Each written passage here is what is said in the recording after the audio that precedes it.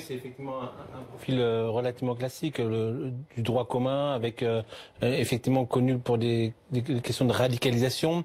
Il faut savoir également que le Bas-Rhin, Strasbourg, est connu aussi en matière de radicalisation. Un des départements où on a le plus de taux de radicalisés. Le maire de Strasbourg, en juin dernier, disait que 10% des fichiers radicalisés étaient dans le département du Bas-Rhin, 10% à l'échelle nationale étaient dans le département du Bas-Rhin. Rappelons qu'on a souvent parlé de filières strasbourgeoises, de filières du Bas-Rhin qui étaient allées rejoindre l'État islamique en Syrie et en Irak.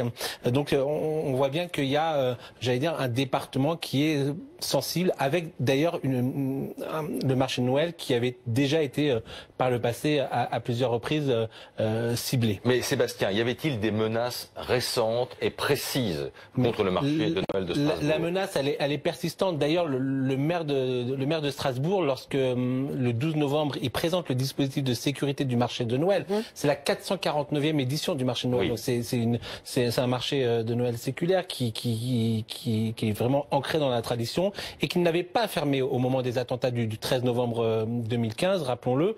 Et au moment de la présentation de ce dispositif, il disait que malgré la menace, maintenir le marché de Noël est un devoir républicain. Donc il y avait toujours cette volonté de continuer à faire ouvrir ce marché de Noël parce que inscrit dans la tradition. Et rappelons également qu'après les attentats de novembre 2015, un dispositif très précis, très particulier, très renforcé a été mis en place pour sécuriser ce marché de Noël. Et ce dispositif a été reconduit d'année en année et c'était le cas actuellement. D'ailleurs, juste pour preuve de l'importance de ce dispositif, Laurent Nunez, le secrétaire d'État en charge de la sécurité et intérieure, était présent au moment de l'inauguration de ce marché de Noël il y a quelques semaines.